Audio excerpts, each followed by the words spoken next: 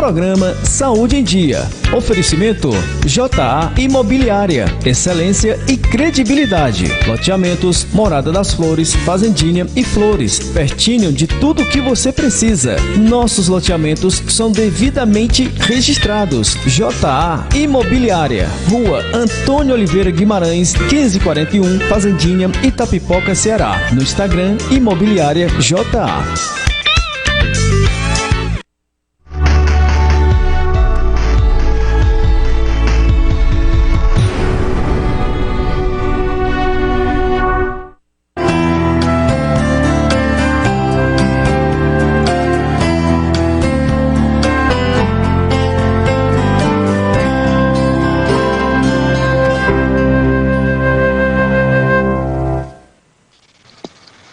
Boa noite, iniciamos mais uma edição do Saúde em Dia, encontro marcado, como sempre, às terças-feiras, 19 horas. Eu estou aqui com o Dr. Zé Maria Filomeno, advogado, economista, colunista do Jornal Estado. Nós vamos discutir as últimas da saúde, da economia e da política. Tenho aqui, daqui a pouco, vou, como sempre, em primeira mão, passar para os nossos ouvintes, nossos internautas, que estão em todas as plataformas da Bom Demais e também na minha plataforma de rede social do Dr. Zé Maria, os últimos números do CONAS, e todos vão ter uma surpresa. Provavelmente os números do consórcio de imprensa lá para as 8h45 da noite, que o Jornal Nacional divulga, pode ter até um número maior do que este número divulgado daqui a pouquinho. Então, Zé Maria, a semana. Boa noite, doutor Arruda. Não podemos dizer que está tudo bem, né? Muito pelo contrário. Você já adiantou aí as péssimas notícias, né? Mas estamos numa guerra, temos que enfrentar a guerra, temos que usar as nossas armas, temos que focar no inimigo, né? E as notícias são essas mesmas, né? O avanço aí da pandemia, estamos aí no pico de infecções, de mortes, né? É muito lamentável, né? É trágico, né? O que o Brasil está passando. Uhum. E a única solução, eu não vejo outra, né? Lógico que numa guerra contra uma epidemia, todo o exército da medicina, né? Os operários da medicina, médicos, enfermeiros, né? Laboratoristas, tem que se desdobrar, tem que triplicar, tem que dedicar todos o seu empenho para combater a doença, e também, e os demais, nós outros, né, fazemos a nossa, e as autoridades também, dentro das suas áreas, fazer a sua parte também, cada um se proteger o próximo, né, tentar empreender medidas que compensem os sofrimentos que as intempéries da economia, as intempéries, né, espirituais, as intempéries sociais que surgem, né? Se a gente puder ajudar o próximo, ajudar os demais a atravessar, né, todo esse calvário, né, nós estaremos fazendo nossa parte também. Bom, é isso, doutor Zé Maria. Vamos agora para os últimos números do CONAS, divulgado agora há poucos instantes. Então, o CONAS mostra recorde absoluto, infelizmente, do número de óbitos. Nesse último período de 24 horas, 4.195 óbitos confirmados. 4.195 óbitos confirmados no Brasil, elevando o total de óbitos para 336.947. Total de casos confirmados nas 24 horas, 86.979.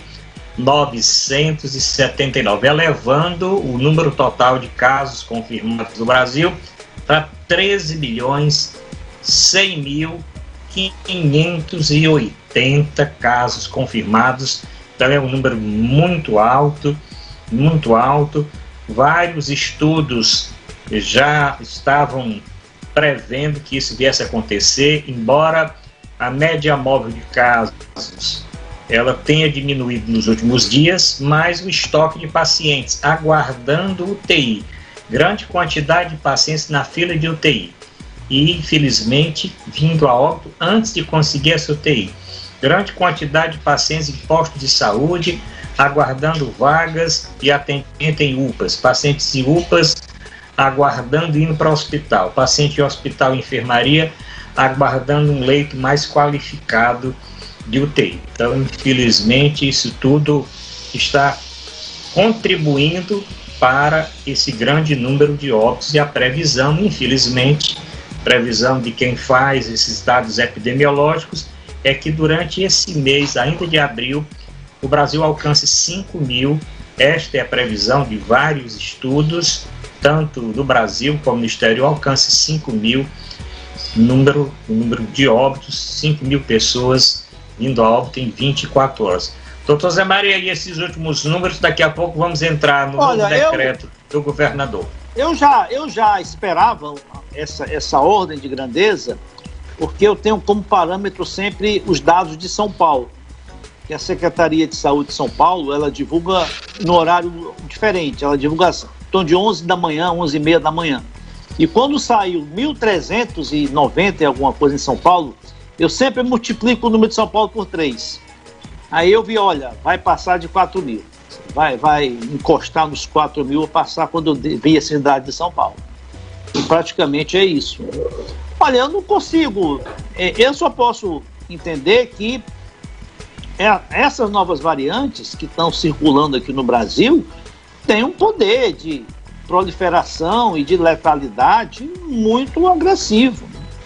Porque não justifica esse aumento, essa explosão. Nós estamos com 200% a mais, 3 vezes mais casos e óbitos que o pico do ano passado. Nós tivemos o ano passado, no mês de junho, julho, a média era 1.000, 1.100, né, nessa faixa de 1.000 e poucos por dia. Né? Tanto que o recorde, acho que foi o nosso recorde ano passado de mortes, foi 1.400 ou 1.500, né? E nós estamos alcançando agora 4.000, né? Uma média aí de em torno de 3.000, deve superar os 3.000 novamente. Caiu porque eu até fiquei satisfeito porque os números na sexta, sábado, domingo e ontem foram bem mais reduzidos, né? Imaginei, olha, estamos entrando aí numa curva descendente, né? Mas hoje já vieram esses números. É sabido que terça-feira sempre são números mais altos porque existem alguns acúmulos do fim de semana, alguns registros do fim de semana que só são feitos na terça-feira, mas é uma indicação que nós estamos ainda no auge, no pico, né? E a gente vai falar de vacinação, eu só consigo enxergar a vacinação, porque por mais que estejam saturadas já na maior parte dos estados as vagas em UTIs, né? Mas o problema não é só esse, né? São poucas as pessoas, graças a Deus, as ocorrências de pessoas que morrem na fila de internação, né? A rede de saúde médica tem se desdobrado para atender, conseguir vagas, né? Para conseguir acomodar quase todo mundo, né? Então, é só a vacinação vai reduzir e amenizar essas mortes. Vamos falar de vacinação. Continua muito tímidas, muito incipientes, o ritmo da vacinação. Cada semana o Ministério da Saúde reduz, né, as previsões de entrega de vacinas. Ontem mesmo o Ministério da Saúde reduziu para acho que 18 milhões a previsão de vacinas esse mês, né? Não sei se 18 milhões é só da Fiocruz ou também do Butantan, mas a realidade é essa, que o Estado, o governo não está conseguindo atender, né, fornecer o suprimento de vacinação, de vacinas que nós precisamos. Já demonstramos que temos capacidade, né? O nosso sistema de saúde tem competência, tem expertise. Eu acho que nós podíamos vacinar até 2, 3 milhões de pessoas por dia. Acho que temos competência. Já vacinamos com faltando vacina, né? Chegamos a vacinar mais de 1 milhão alguns dias seguidos. Imagina se a gente tivesse um suprimento de vacinas constantes, né? Nós podíamos vacinar a população do Brasil todo em 3, 4 meses. O que é pior, o que dá mais indignação é isso, né? Porque nós podíamos ter vacinado já 50% da população, 40% da população, mas o governo foi leniente, né? O governo foi irresponsável, né? Na aquisição das doses de vacina. Deixa eu saudar aqui os internautas. Quero saudar o Júlio César Baixo Duarte, que está assistindo o programa, dando boa noite. A Noemi Arruda, que está perguntando aqui, está dando boa noite, está perguntando uma coisa interessante. Doutores, gostaria de saber por que as pessoas que têm problemas respiratórios não são prioridade na vacina da Covid. Olha, elas são prioridades como portadores de comorbidade. Eu não tenho concordado muito com uma inversão que está acontecendo nas prioridades. Eu acho o seguinte, profissional de saúde na linha de frente, prioridade, sem dúvida prioridade. Idosos acima de 60 anos, prioridade. Depois deve ser exatamente os portadores de comorbidade, principalmente os cardíacos, os pneumopatas, que são os que correm mais risco. Dentre as comorbidades, aí pode somar o diabetes, os obesos, né, os renais crônicos, hepatopatas, quer dizer, os doentes com problema hepático e etc. Mas aí começam a colocar que eu acho que deve ser vacinado, mas quando nós tivermos vacinas suficientes, nós não temos vacinas suficientes, né? Então começam a vacinar uma série de públicos que são importantes, profissionais da segurança, certo, mas profissionais da segurança que estão nas barreiras sanitárias, profissionais de segurança que têm mais de 60 anos, tem que fazer essa mesma coisa, porque os profissionais de saúde não são todos os profissionais de saúde que foram vacinados. Tem muito profissional de saúde aguardando vacina. Tem muito profissional de saúde que não está na linha de frente. Surgiu uma decisão também judicial para priorizar os idosos. Depois entraram esses outros grupos. E a notícia que eu tenho aqui, que também não é boa, notícia que está no Diário do Nordeste, nesse exato momento, aliás, no jornal O Povo, acaba estoque da primeira dose de vacina contra a Covid em Fortaleza. Tá certo? Então acabou a vacina, vamos ter que aguardar chegar que acabe estoque da primeira dose de vacina contra a Covid em Fortaleza. Tem essa notícia agora, nesse exato momento, aqui em Fortaleza. Com relação às informações do Dr. Zé Maria, mas antes eu quero saudar aqui, então, Noemi, os portadores de doenças respiratórias têm prioridade também. Júlio César está perguntando, queria saber se é verdade o que eu vi na rádio, que na próxima leva de vacina não vão dar prioridade, vão dar prioridade para os presidiários. Não quero acreditar onde temos os policiais que ainda não tomaram como prioridade. Eu acho que são prioridades depois das prioridades principais. Eu não acho que presidiário não vai entrar agora não. Tem mais à frente, eu acho que depois dos portadores de comorbidade. O Gabriel Cefaí está dizendo que lockdown nacional e aceleração da vacinação seria o caminho. Nós concordamos também que tem que acelerar e tem que isolar. O Gabriel está dizendo que não tem como se falar em boa noite com 4.195, que é verdade. Agradecer então todos os que estão compartilhando. A professora Núbia também está entrando agora. Lembrando que esse nosso programa, o Saúde em Dia Encontro Marcado, vai ao ar todas as terças-feiras de 19 às 20 horas. O internauta pode assistir no nosso canal do YouTube, pode procurar da Rede Bom Demais, no Facebook, no Instagram, no TikTok, no Twitter. Se você entrar no Twitter, procura lá Bom Demais, está transmitindo no Twitter. Se você entrar no YouTube, procura lá Bom Demais, está no YouTube. No Facebook tem páginas e perfil. Procura no meu perfil, na minha página, Dr. Zé Maria, você assiste o programa do Dr. Zé Maria, inclusive compartilhou aqui exatamente o link do nosso programa. Com relação às vacinas, além disso, Dr. Zé Maria, nós tivemos um problema, tá certo? Que eu, inclusive, participei e critiquei, tá certo? E critica o seguinte: tem uma decisão judicial sem nenhum estudo por que alguns municípios não tinham alcançado 85% de vacinação. Não é assim. Por que o município não atingiu 85%? Tem que ver qual as doses, o tamanho desse município, a quantidade de distritos, a dificuldade de vacinar, até mesmo o quantitativo para indígenas e quilombolas. Então aconteceu em vários municípios desses coisas assim absurdas. Por exemplo, eu tive acesso a uma entrevista do Dr. Zósimo Medeiros, que é meu amigo e é secretário de saúde de Caucaia. Quando eu era secretário, ele era diretor do Hospital Geral. E ele agora, nessa gestão, é secretário de saúde de Caucaia.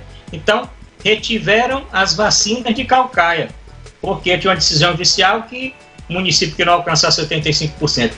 O doutor Zósimo foi fazer o levantamento. Ele recebeu 4 ou 5 mil doses para vacinar quilombolas. Ele não conseguiu encontrar no município, depois de todo o levantamento, 2 mil e pouco.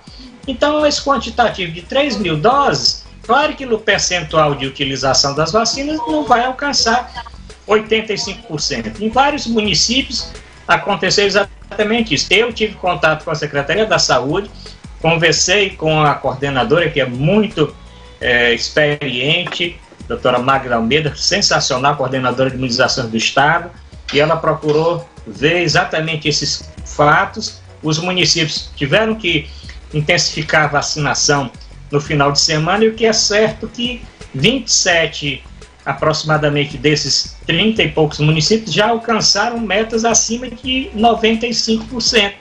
Então não pode essa judicialização muitas das vezes sem um estudo. Primeiro que essa meta não tinha sido determinada, você tem que ter o máximo de cuidado para não ter fura-fila, para que você não venha utilizar as vacinas fora do grupo prioritário. Não é chegar a vacina e dar para qualquer pessoa. Você tem que vacinar acima de 70 anos, acima de 74 anos, depois vai baixando a idade. Os profissionais estão na linha de frente, você tem um controle. Não é só chegar a vacina e ficar uma fila e quem quiser vacinar. Os Estados Unidos estão fazendo isso agora, porque tem vacina suficiente. Nova York, daqui a pouco, Jaqueline Filomeno, que é a nossa correspondente, vai falar. Nova York, acima de 16 anos, pessoas estão se vacinando, estão vacinando 4 milhões de pessoas por dia, daqui a pouco vai ser 5 milhões, daqui a pouco tempo a população toda está vacinada. Então, com relação às vacinas, tem exatamente nada de novo com relação a Sputnik V, que os estados estão aguardando. Tem ainda 18% dos documentos sendo aguardados na Anvisa para poder autorizar exatamente o uso emergencial. Também eu não sei por que está tão difícil esses documentos chegarem na Anvisa para autorizar só para o Ceará, quase 8 milhões de doses, 8 milhões e alguma coisa, 7 milhões e alguma coisa, né? Bahia também, quer dizer, o Nordeste praticamente todo conseguiria um grande número de doses de vacina, e fica essa dificuldade, né? Qual o problema maior se essa vacina já está sendo usada em vários países do mundo? Então, vacinação é exatamente isso, é dificuldade. O Butantan está acelerando aí, praticamente 80% do que o Butantan se comprometeu com o Ministério da Saúde, ele já cumpriu. Daquele primeiro contrato, ele já cumpriu 80% das doses, ele já entregou. A Fiocruz está um pouco atrasada, mas vai acelerar agora. Mas essas duas vacinas não vão ser suficientes para um ritmo maior de vacinação. Nós temos condição no Brasil de vacinar 3 milhões de pessoas, temos 2 milhões e meio por tempo, porque isso nessa campanha de vacinação, no dia dela nós fazemos mais do que isso. Mais 10 milhões. E não precisa botar exército, não precisa botar ninguém para isso. Tem um esporte de saúde. Basta que coloque, como Fortaleza colocou, que quando Fortaleza colocou postos de saúde distribuídos nos bairros, mais aqueles drive-thru no centro de eventos, tal, acelerou enormemente. Passou a vacinar num ritmo mais forte, tanto que a vacina acabou. Tá certo? Mas foi bom ter acelerado, porque a vacina tem que estar mesmo vacinando as pessoas e não realmente guardando.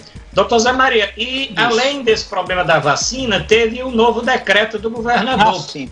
Tinha toda aquela expectativa de alguma flexibilização, mas o governo, ele escutando aí o seu comitê de enfrentamento à Covid do Ceará, e à luz dos números, 750 pessoas aguardando leitos de UTI, 750 pessoas, eram 1.000 pessoas, baixou para 750, o Estado já assegura, o governo já assegura que a partir da próxima semana, né, dia 12 e 13, vai começar a flexibilizar. E esse novo decreto foi surpresa? Bem, doutor Arruda, ainda sobre as vacinações, né, houve uma interrupção de novos vacinados, né? Porque o que acontece? Chega um momento em que tem que se aplicar as segundas doses, né, a quem tomou a vacina 3, 4 semanas atrás. Então, o governo tem que, ele vai regando, ele vai controlando, né, a disponibilidade de vacinação, priorizando quem precisa tomar a segunda dose. Então, é por isso que eu acho que, porque chega um momento que dobra, né? Porque você tem que aplicar a segunda dose em quem já tomou e tem que aplicar a primeira dose em novos vacinados. E como o senhor diz, nós temos capacidade, expertise, logística, pessoal, para vacinar 2,5 milhões, 3 milhões de pessoas, né, tranquilamente, né? Já tivemos campanha de vacinação aos sábados, né, aquela vacinação de tríplice, BTG, que a gente vacina 5, 6, 7 milhões de crianças em todo o território nacional. Agora, eu tenho uma dúvida, né, porque cada estado ele adota o seu critério, faz a sua logística de vacinação. A questão das comorbidades, né, eu não sei qual é o critério que está se adotando aqui no estado do Ceará de classificar as pessoas para o grupo de comorbidades.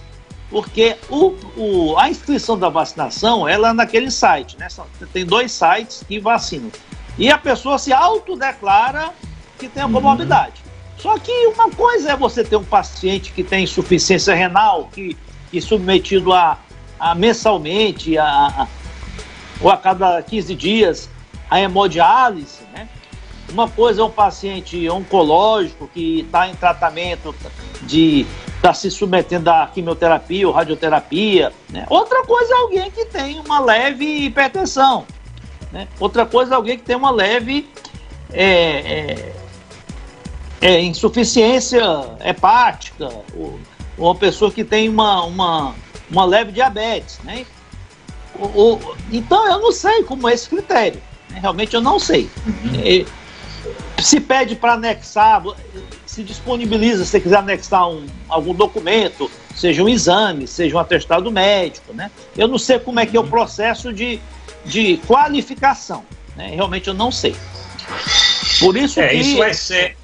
Isso vai ser solicitado realmente, e as pessoas têm que ter cuidado, porque é crime, né? Você informar, né? Ou apresentar um documento.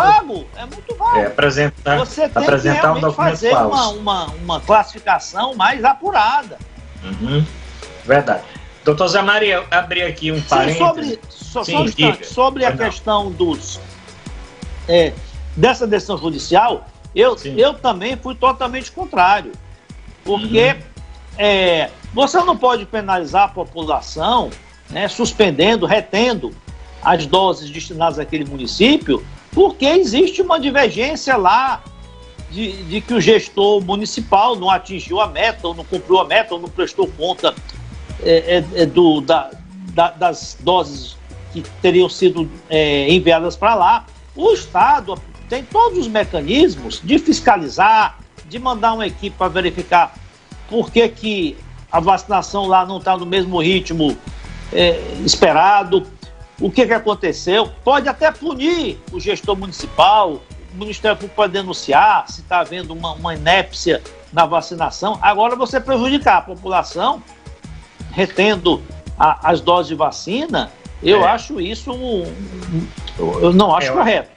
É uma decisão judicial que não tem realmente sentido, né? E eu, como falei, eu fiquei nesse finalzinho de Semana Santa e sei todos os detalhes desse problema. O primeiro problema foi esse que eu falei: doses encaminhadas para municípios num quantitativo maior do que aquele grupo prioritário para vacinar. E aí não tem autorização que essas doses possam ser utilizadas no grupo do idoso.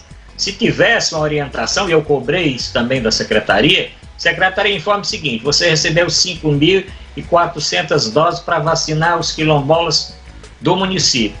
Cadastrado do município, todo o levantamento que foi feito, nós temos 2.000 e tanto. Você vai ficar com 3.000 doses de vacinas paradas? Não, você vai ver aquele grupo prioritário de 75 acima, que não completou a dose, e vai vacinar. Agora, precisa que isso venha uma ordem da Secretaria da Saúde, do Ministério da Saúde, para que depois o gestor não pode por si só tomar essa atitude para depois não ser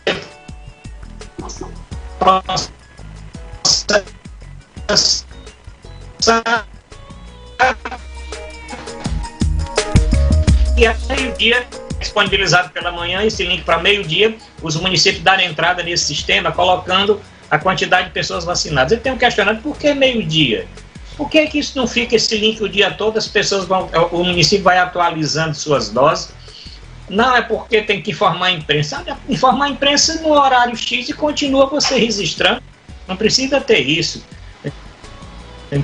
Então, isso também tem esses dados, seja disponibilizado não até meio-dia, nem só meio-dia, ser disponibilizado o dia todo, e que os municípios que sintam dificuldade, eles podem se socorrer das coordenadorias regionais de saúde. As coordenadorias regionais de saúde vão apoiar, como sempre apoiaram. O PNI, ele é muito competente para poder dar exatamente vazão a isso. E que a secretaria deveria ter entrado tentando derrubar essa decisão judicial. Eu, se estivesse na secretaria, teria orientado o meu setor jurídico para entrar a derrubar. Tá certo? Derrubar essa decisão judicial. Sim, como você está dizendo, a população não pode ficar penalizada, grupos prioritários ficar penalizados porque o município não recebeu suas doses. Isso não é punição. Você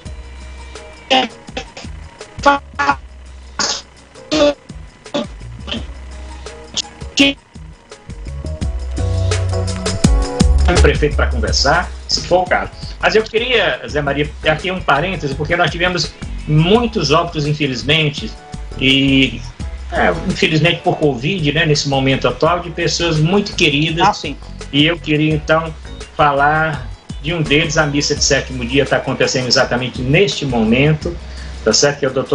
Que é o seu José Silva, que é de Itapipoca, muito conhecido, embora tenha descendência de Jaguaribe, do Banco do Brasil, pai da secretária de Saúde, Leila Carla, de Itapipoca, pai da vice-prefeita, que já esteve no nosso programa, que é a doutora Jocélia, e do vereador Demerval. Então, isso foi agora na semana passada, tá certo? Foi na semana passada, exatamente aí há 8 dias atrás, e vai aqui então os pêsames para a família, nossos sentimentos. Uma outra perda grande, além dessa aí, nós tivemos, eu particularmente, um grande amigo, que é um dos proprietários do Laboratório Samuel Pessoa, que trabalhava comigo na minha empresa há muitos anos, Sérgio Pessoa, 49 anos, faleceu também, infelizmente, de Covid. Vai pesar, nota de pesar aqui para todos os familiares. Além disso, na minha época de secretário, interessante, embora fosse de uma geração muito à frente, ideologicamente não tenha nada a ver comigo, mas eu fiquei com uma amizade com o Coronel Adalto Bezerra. Inclusive, tenho muitos encontros durante o meu tempo, tenho muitos cartões. O Coronel Adalto gostava muito de encaminhar uns cartões. E eu guardo muito foto e cartões. Eu vou até publicar no meu Instagram. Quem quiser ver, vou publicar amanhã. Cartãozinho que, quando eu tive o primeiro encontro com ele colocou ainda o cartão do BIC, viu, Zé Maria? Do BIC, olha só. Do BIC, cartãozinho do BIC assinado por ele. O ex-governador Adalto Bezerra, né, que gostava de ser designado assim como coronel, né, que é a patente que ele adquiriu aí no Exército, né? Já estava com uns 95, 96 anos, mas foi vítima também... 94 da nessa maldita Covid, né? É lamentável, né? Cumpriu o seu papel histórico, né? Num momento histórico aí em que ele governou o estado do Ceará, uma pessoa, independente da questão política muito afável, muito humano, né? Muito é lamentável. Eu também quero registrar algumas perdas aí. Eu tenho um conhecido meu que até me consultei com ele algumas vezes, o doutor Ariel Scafuri. Médico, já era o próximo que eu ia falar. Médico, urologista, professor da Universidade Federal. Eu não sei qual era a disciplina que ele... Não sei se era de urologia. Urologia, anatomia. Inclusive, eu me consultei com ele algumas vezes, assim, alguns anos atrás, conheci-o pessoalmente, logicamente. Conheci até o seu pai, que era argentino, né? Ele, inclusive, nasceu na Argentina, os pais são argentinos, nasceu na Argentina. E para você ver como essa doença está atingindo de forma fatal pessoas relativamente jovens, né? Doutor Ariel, acho que tinha 51 anos, né? Muito novo. Você citou aí o Roberto, o seu Sérgio Pessoa com 49 anos. Então, olha, lamentável, né? E o doutor Ariel ficou, acho que parece que 30 dias internado. Com mais de 30 dias. E o Ariel Scafuri, Zé Maria, eu até publiquei um vídeo, porque o ano passado, em novembro, eu presidi um congresso, o segundo congresso aqui do Jornal do Médico, e ele foi um dos palestrantes e participou de uma mesa comigo, e eu publiquei esse vídeo quando tomei conhecimento do falecimento dele. Ele era professor da universidade, médico urologista, especialista também nessa área da ginecologia, principalmente na urologia feminina, e também em cirurgia dessa mesma área. Deixou um grande número de médicos que seguiram a profissão e que foram alunos dele. Ele era uma pessoa muito dedicada, uma pessoa que tinha um ciclo de amizade grande, inclusive na imprensa. E falando de imprensa, uma outra pessoa também que eu conheci bastante do tempo de secretariantes, que foi o radialista Will Nogueira. Sim, sem dúvida. Nogueira, que apresentava... faleceu, acho que ontem ou anteontem, o Will Nogueira, outro jornalista também faleceu. Olha, é trágico. Agora, sobre o decreto, a renovação, né, a prorrogação do decreto do governador, ele seguiu certamente as orientações do comitê de enfrentamento da pandemia, né, que é composto aí por, além de técnicos, de médicos, de infectologistas, técnicos da Secretaria de Saúde, também de outras autoridades que acompanham, né, também o desenrolar e o desenvolvimento aí do enfrentamento da pandemia. O governo deve ter todos os dados que eu, pelo menos, não disponho, da evolução dos casos, a evolução do grau de ocupação de leite, de UTI, né? Deve ter outras informações que são apuradas da localização geográfica, de onde os casos estão se registrando com maior intensidade, né? Então, todas essas curvas, todas essas tabelas, né, eles devem servir como municiamento para o governador tomar essa decisão, né? Aparentemente, até agora, o efeito das medidas de isolamento radical, né, isolamento rígido, né, aparentemente não são muito ainda significativas que permitam, né, uma reversão, uma flexibilização. Ele já deu a entender, já anunciou que a partir do dia 12 da próxima segunda-feira deve iniciar um processo gradual de retomada de algumas atividades, ou seja, de flexibilização de algumas dessas medidas, né? Vamos aguardar, mas isso tudo vai depender da evolução ou da involução, né, da pandemia. Existe realmente, lógico, uma reclamação de muitos setores, que é legítimo, que estão impossibilitados de exercer suas atividades, né? Tanto empresas como pessoas físicas, né, cujas atividades estão cerceadas ou estão limitadas, né? Mas é um momento aí de enfrentamento de uma guerra, como eu citei, né? E a gente tem que utilizar todas as armas, mesmo que algumas possam ser entendidas como exageradas, né? Mas eu acho que o pensamento do governador é que é melhor pecar pelo excesso, né, do que pela omissão. E eu considero que o Ceará, apesar dos números que são altos no Ceará, o número de casos e o número de óbitos. O Ceará é o estado que está conduzindo a pandemia de forma mais voltada para os dados científicos. Eu também pensei que as pressões, né, dos grupos e até a decisão anterior, a fala do governador semana passada, que nessa semana tivesse alguma flexibilização. Mas, como eu falei, o que pesou muito foi a quantidade de pacientes aguardando, por mais que se crie leito de UTI, isso tem tido uma pouca ajuda na diminuição dos casos. Agora, esse um mês de isolamento mais rígido desde o dia 5 de março, né? 5 de março. Então, completamos um mês e um dia do um mês. E no estado do Ceará, uma semana a menos, a semana anterior. Eu quero também parabenizar alguns prefeitos que não esperaram que o governador estudasse os números no domingo. E já na quinta-feira santa, devido aos seus comitês e os números do município, que isso é importante. Nós vamos ter, sem dúvida, uma flexibilização que não vai ser igual para todas as regiões. Nós vamos ter uma flexibilização a partir da próxima semana, diferente para Fortaleza, diferente para a região norte, diferente para outros locais, a depender exatamente dos números de cada região. Agora, tem uma situação extremamente diferente agora. A indústria está funcionando. No lockdown do ano passado, eu vejo as pessoas colocarem o número 44%, 46% de isolamento, menor do que o ano passado. No ano passado, nós devemos lembrar que aquele primeiro mês foi realmente um lockdown parecido. Tinha algumas medidas mais rígidas e tinha outras também menos rígidas, né? Por exemplo, naquele primeiro mês, você não cerceava o trânsito das pessoas, né? Você não tinha aquela proibição das pessoas ocuparem as vias públicas, os calçadões, as praias, né? Você tinha uma restrição maior nas atividades econômicas, né? Até a Constituição Civil, nem a Constituição Civil funcionou.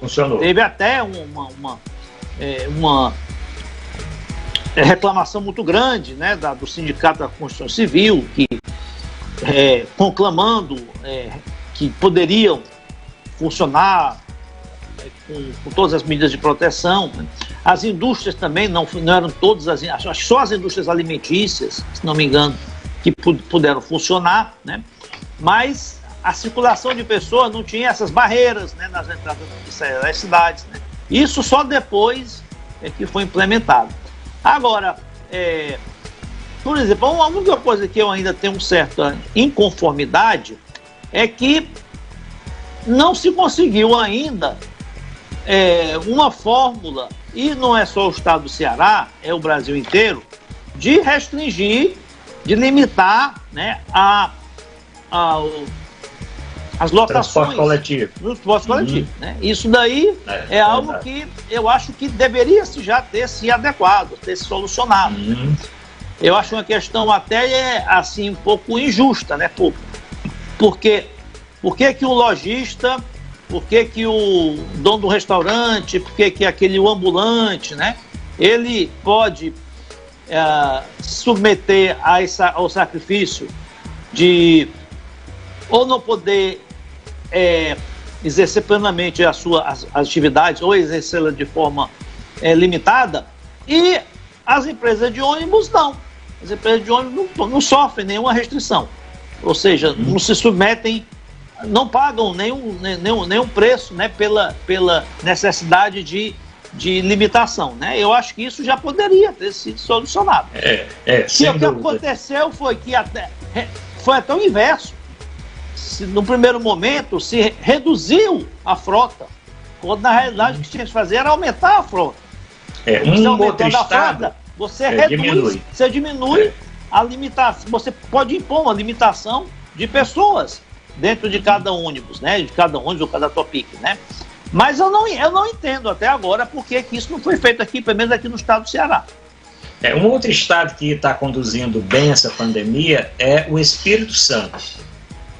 O secretário de Saúde eu conheço bem, doutor Nésio, desde a minha época, eu estava na secretaria, conheço bem, né, tem muita experiência, e o governador Casagrande também tem muita força e tem adotado medidas. Nessa parte do transporte coletivo, ele adotou um lockdown mais rígido, que só anda no transporte coletivo quem vai trabalhar nas funções essenciais que estão abertas.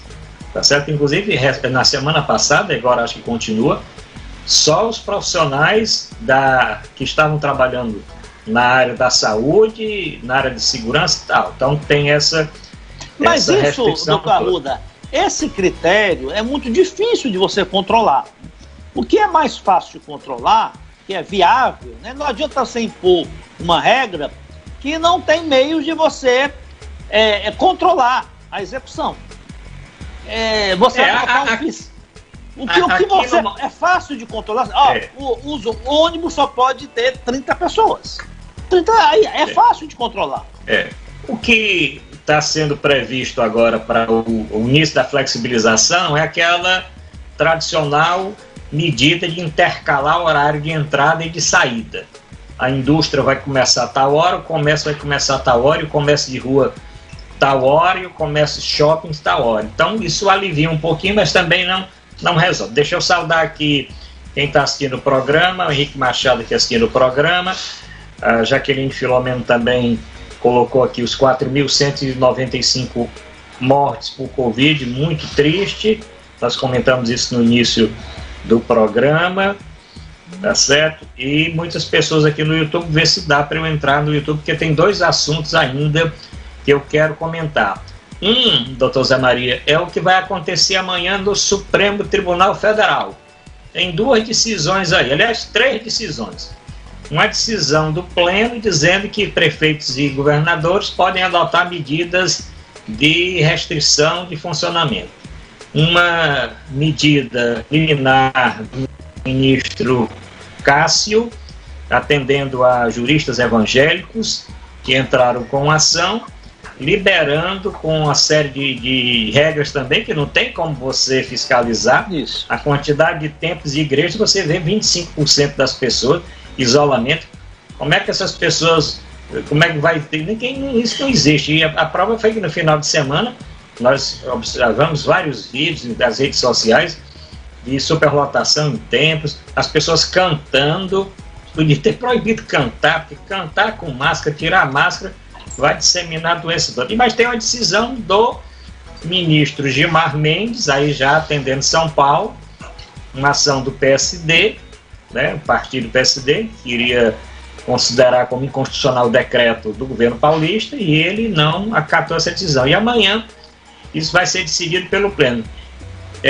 Doutor Zé Maria, o que aguardar de amanhã e essas decisões aí que foram tomadas nesses últimos dias?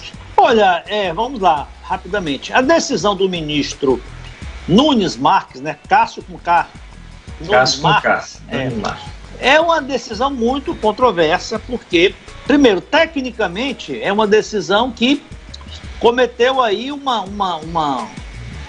erro aí jurídico muito claro, né?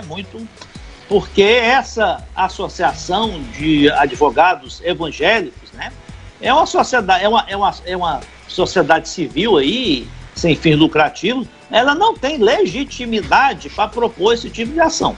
É uma ADPF, é uma ação de descumprimento de preceito fundamental, que ela a legitimidade para propô-la é limitada ao Ministério Público, à Defensoria Pública, partidos políticos, né, e sindicatos representativos.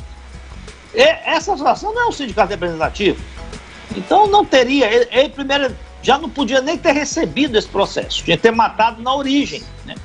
E a segunda foi uma decisão assim, de um cunho assim, muito político, né? Político no sentido de valorar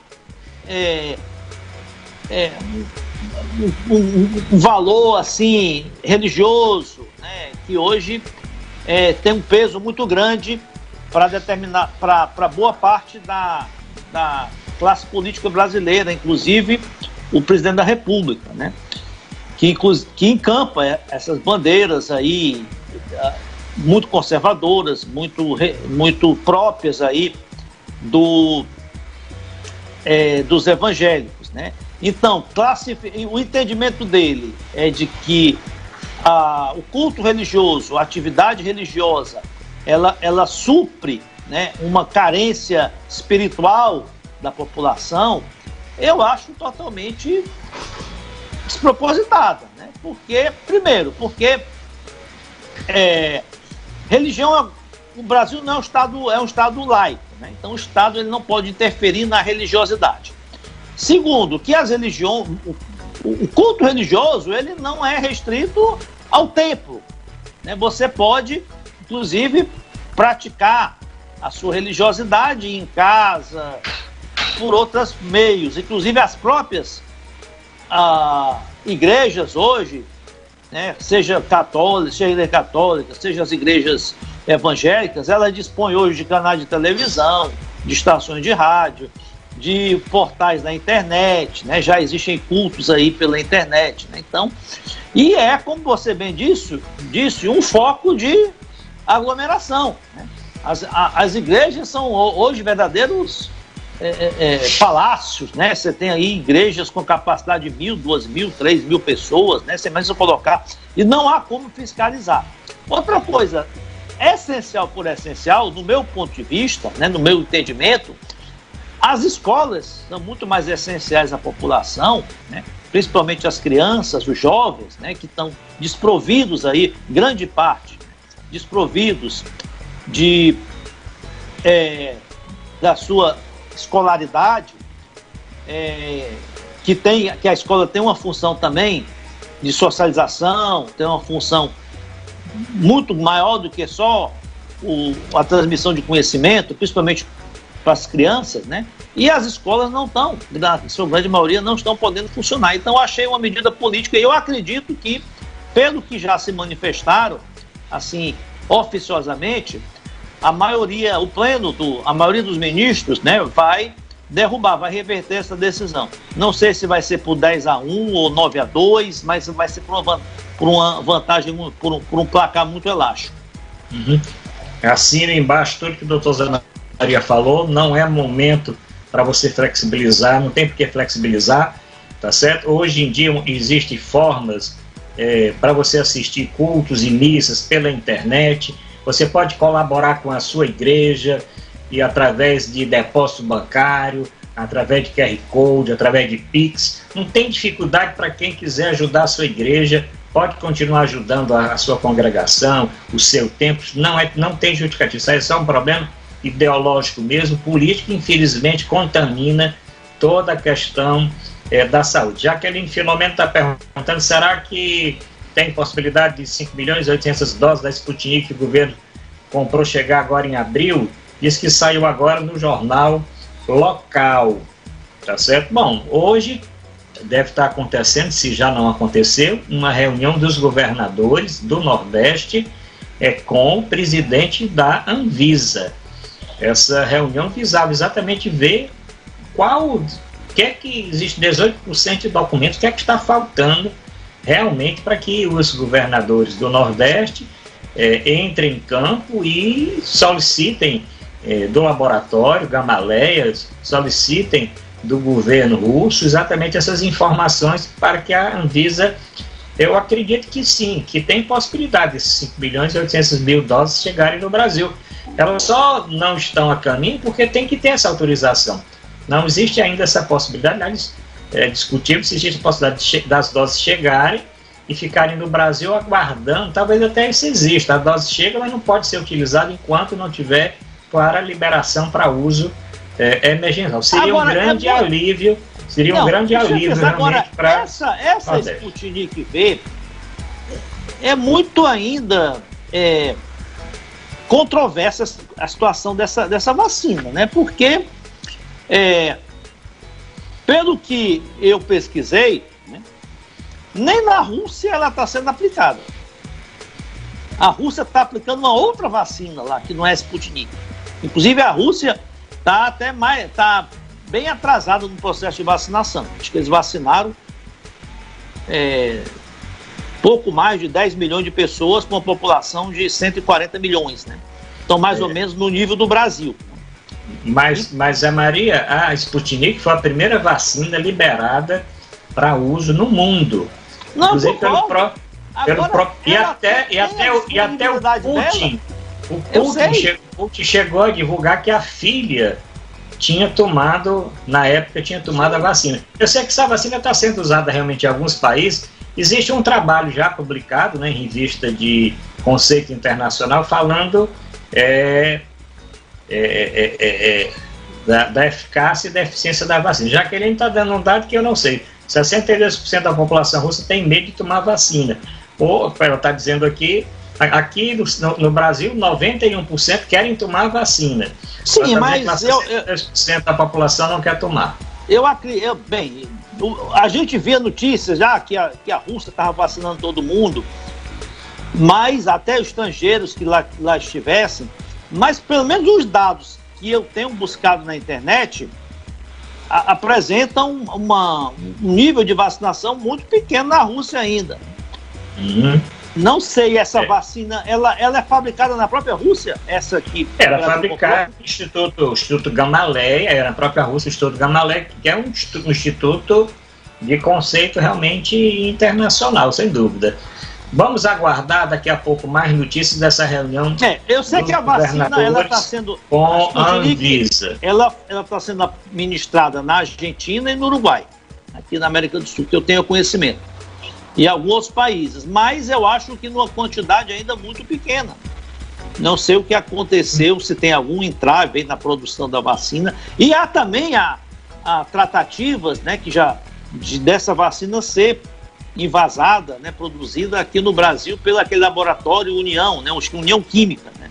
E parece que até o próprio presidente Bolsonaro já está intercedendo aí, diz que ele teria conversado ontem ou hoje com o presidente Putin sobre a possibilidade aí de acelerar, né, esse convênio aí da produção no Brasil.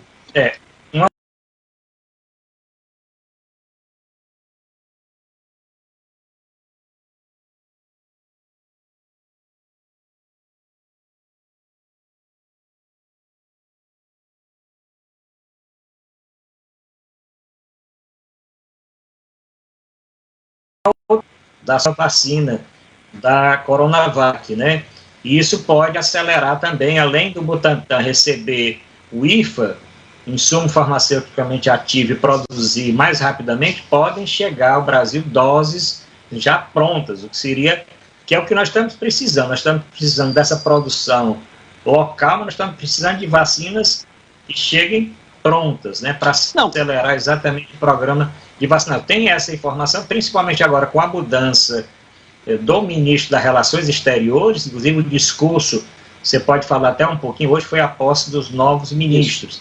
Você deve ter escutado ou lido alguma coisa do ministro das Relações Exteriores. Foi o discurso mais comentado na imprensa e também nas redes sociais. Um discurso totalmente contrário do que o Ernesto Araújo pregava, né? Inclusive pregando a utilização realmente da diplomacia para conseguir vacinas aonde elas possam existir.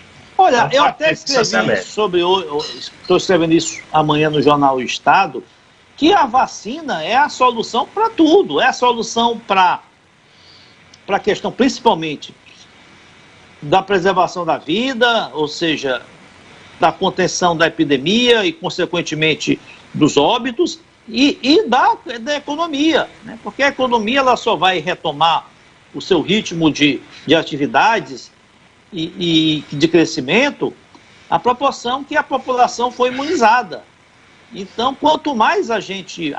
eu até digo, olha, a vacina é a vacina para a vida e a vacina para a economia, para as duas coisas. Zé Maria, só tem vários comentários aqui falando do senhor José Silva, né, que eu falei aqui do falecimento dele, já que o nosso programa é muito assistido na Zona Norte.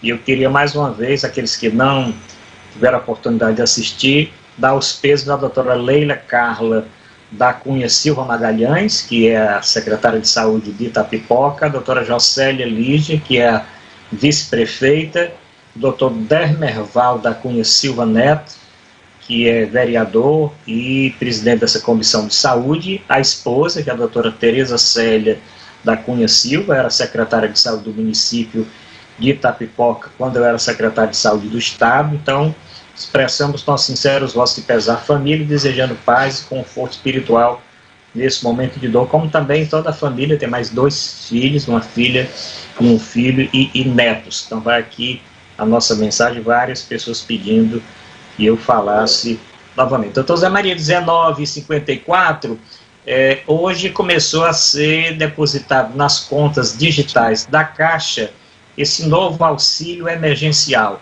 Esse novo auxílio emergencial, nessa faixa, nesse valor que vai de 150 a 350, dependendo de alguns critérios, e não para 60 e tantos milhões de brasileiros, sim para 40 e poucos. O senhor acha que vai ter algum resultado em termos de diminuir a fome da população, de melhorar alguma coisa na economia? Não, resultado vai ter, né? Porque vai ser uma injeção de algo em torno de 44 bilhões durante 3 meses na economia. E agora, que é um valor insuficiente, incipiente, é um valor, podemos dizer, até irrisório, O grande erro foi a classe política, os governantes, e aí eu incluo tanto o presidente da República, quanto a equipe econômica e também os congressistas, né, de terem minimizado a necessidade da manutenção, né, do auxílio emergencial ainda no final do ano passado. Eu acho que criou-se um clima de que a pandemia estava no fim, que 2021 ia começar com vacinação e a pandemia, os casos iam ficar cada vez mais raros, a pandemia ia se dissipar e a economia ia por si só se retomar e não havia mais a necessidade. Grave erro, né? Porque, primeiro que o Brasil nunca, a pandemia, ela reduziu-se assim drasticamente, né? Nós tivemos realmente uma curva de baixa a partir do mês de setembro do ano passado, né? Mas já sabia-se, já previa-se que poderíamos ter e que certamente teríamos uma segunda onda. Então, o que deveria ter sido feito, né? Não deveria se ter descontinuado o auxílio emergencial, mesmo naquele último valor de R$300, né? Poderia-se até fazer uma análise mais apurada, excluir algumas pessoas que estavam recebendo indevidamente, que ocorreram muitos casos, pessoas que, até de militares, de funcionários públicos, né, de pessoas da classe média que não faziam, né, não tinham necessidade, não eram pessoas com insuficiência econômica, mas não ter descontinuado. Deveria se ter, inclusive, já incluído no orçamento da União, no orçamento de 2021, né, o auxílio emergencial. Ficou-se aquela discussão, aí entrou o período de férias, final de ano, e a disputa lá pelas presidências da Câmara, do Senado, que meio que paralisou o Congresso. O governo também não fez muito esforço, né, para prorrogar o auxílio, e eis que houve um hiato aí de 3 meses no recebimento do auxílio emergencial, e exatamente 3 meses muito graves, né? 3 meses em que a epidemia se proliferou, se multiplicou. Nós estamos aí, tivemos um mês de março com 66 mil mortes no Brasil, no mês de março. E eu não sei como é que essas pessoas sobreviveram, realmente são verdadeiros sobreviventes, porque heróis, né? Então, Zé Maria, infelizmente chegamos aqui ao final do programa, estamos completando 1 hora de programa. Nesse minuto final eu queria ainda comentar a respeito aqui. A Núbia Cardoso está dizendo que turistas, se ficarem 4 dias na Rússia, tomam a vacina na mesma hora. Então tem o turismo das vacinas. Mas não é só na Rússia não, professora Núbia. Vários países estão adotando que o turista que for é vacinado. É uma segurança para o país, se esse turista vai passar lá, sei lá, mais tempo, alguma coisa assim, e é um atrativo também em termos de promoção. Queria também falar de uma vacina que é pouco comentada, que é a Soberana 1 e a Soberana 2. Que é a cubana, né? É a cubana. Eu participei nessa semana passada de um evento internacional com o cônsul Pedro Manzoni, que é o cônsul geral de Cuba no Brasil.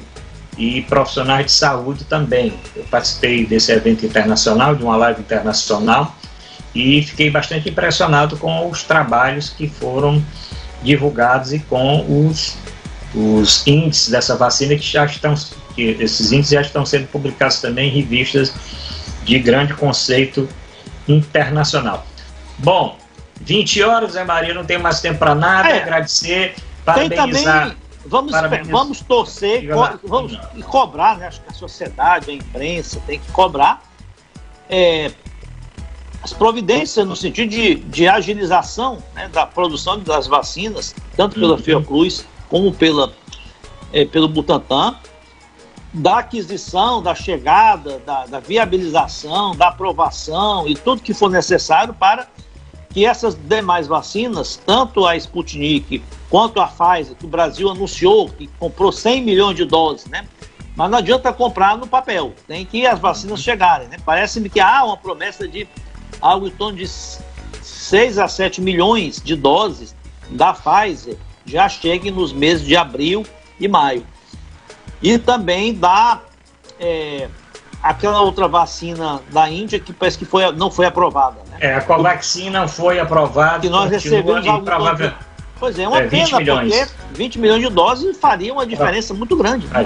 Provavelmente não vai. Recebi aqui a última notícia, estou recebendo aqui da assessoria da Prefeitura de Itapipoca, Secretaria da Saúde, que no momento Itapipoca está com 95% de vacinação das doses recebidas. Quero parabenizar aqui a doutora Leila, a doutora Vanessa, que é secretária executiva, a doutora Leila, que é secretária, e também a coordenadora de imunizações do município, a doutora Cristina Moura. Bom, não temos mais tempo para nada, Zé Maria, voltamos na próxima semana, se Deus quiser, com mais um. Pois é uma pena, a gente tem sempre essa missão, né, de dar os números da terça-feira, né, que sempre são números muito altos, né? Vamos tomar que na próxima terça-feira a gente não dê uma notícia tão triste como essa de 4.195 óbitos, que é uma tragédia. Pois é. Infelizmente é isso, números oficiais do CONAS, Conselho Nacional dos Secretários de Saúde, 4.195.000 nas últimas 24 horas. Obrigado a todos, fiquem com Deus e até a próxima semana com mais um Quinta com Saúde e Democracia e mais também um encontro marcado. Isso, encontro marcado. Até o encontro marcado de Saúde em Dia. Tchau, tchau.